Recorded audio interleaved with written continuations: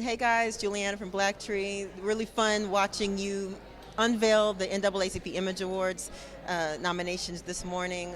Talk to us about how fun it was to do this for an organization that represents so much, not only about black people, but civil rights in America, especially at a time in our country when there's so much contention.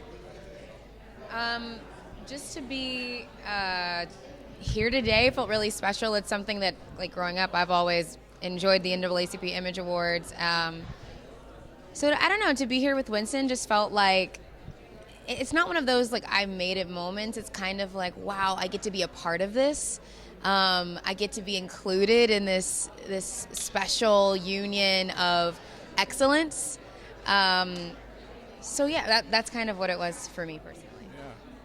Yeah. And, when it comes to the question that you asked about, what it means at this time in our country, it's like we have to definitely protect our own and celebrate our own while knowing that we're part of a larger community, But it takes self-recognition, you know what I mean, before you could be a part of anything. And I think that's what's really powerful about the NAACP and the Image Awards.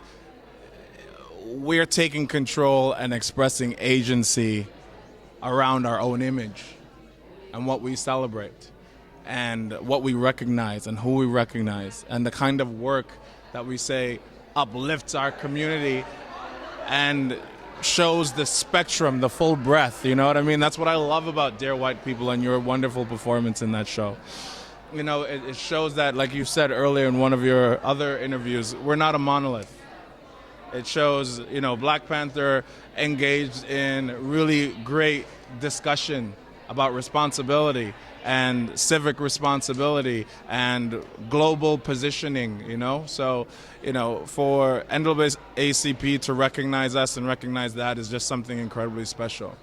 What was incredibly special is you were part of the very first superhero movie ever to get a Best Picture nomination, and your character on Dear White People has, it has been speaking out in such a ways that are manifesting right here in real life. What parts of the projects that you guys have recently worked on, like, affect it? What have you learned from them that you take into your real life?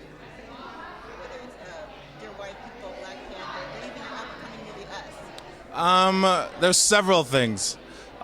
First, from Black Panther, I learned that there's a space for me and my story and my presence, because I feel like for a long time, especially the industry puts us in a scarcity mentality where we think there can only be one, crabs in a barrel.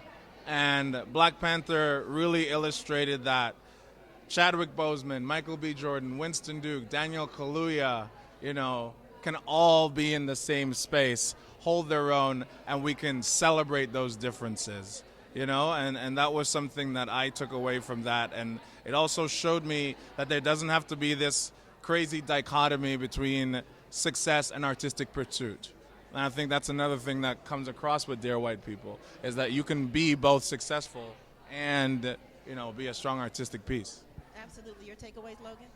I mean, I echo everything that Winston just said. And I think that Dear White People, one of the things that it gives to me personally, and I think to the community, is this era of millennial activism, or not just millennial activism, but just this current era of activism, and not being afraid to use your voice and your platform to speak out about injustice. I think that there are so many young people right now who have the desire to have our current civil rights movement. Like our civil rights are still being endangered as we speak. So I think that we have a community of young people who want to be active, and a show like Dear White People helps them to feel that they are seen and that they can have an agenda, and it doesn't matter how old they are. It doesn't matter, if it's just on social media. I don't know. It just feels like Dear White People kind of time capsules where we are right now in terms of the way people are being politically active and so.